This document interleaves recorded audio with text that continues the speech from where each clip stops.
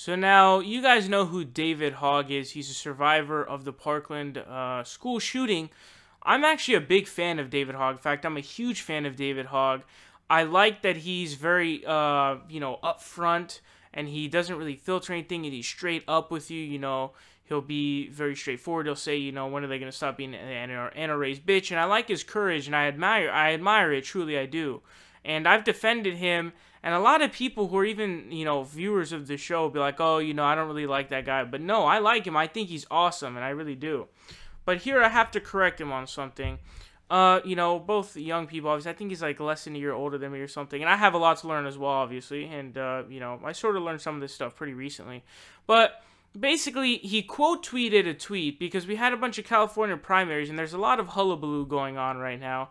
But basically, he quote tweeted a tweet that was talking about the jungle primaries, what it's called. He said, I'm going to say it, open primaries are bullshit.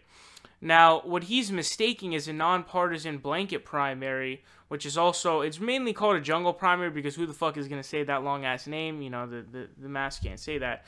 But he says open primaries are bullshit. So, the two are not the same thing. Apparently, I read that there was also a court case that outlawed saying that it was the same thing or some shit like that.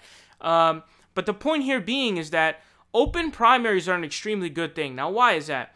Open primaries makes it so that you have a much better shot in the general election. Because when you allow independents to vote inside of your primary, what you're essentially doing is you're welcoming in more voters, and that will lead to a higher turnout of independents for your preferred candidate of the party in the general election. And so that's why it's good, and it's amazing because that's how you get people, and the biggest chunk of people are independents in the country. So it's illogical. It's illogical to do otherwise because of those specific numbers.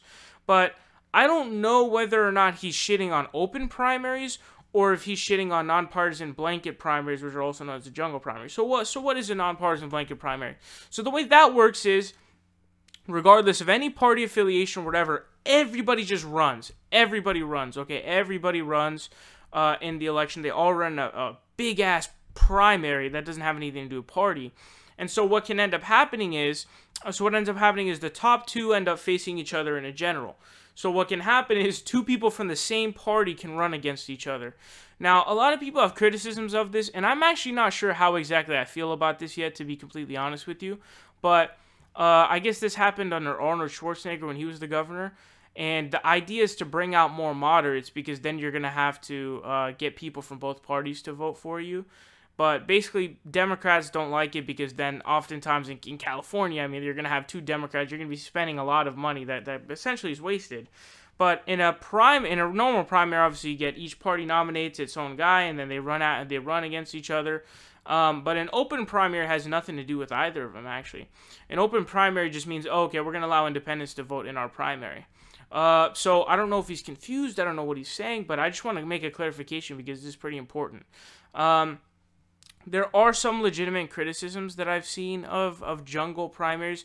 Jungle primary, one of the ones that I've seen is that you can have, so 3 people can get more votes in total for a party than 2 people for another party, but the 2 people win, despite the fact that the three candidates got more votes in total, and so it's inherently against the party who has clearly more candidates and more votes, or the party, I guess you would say.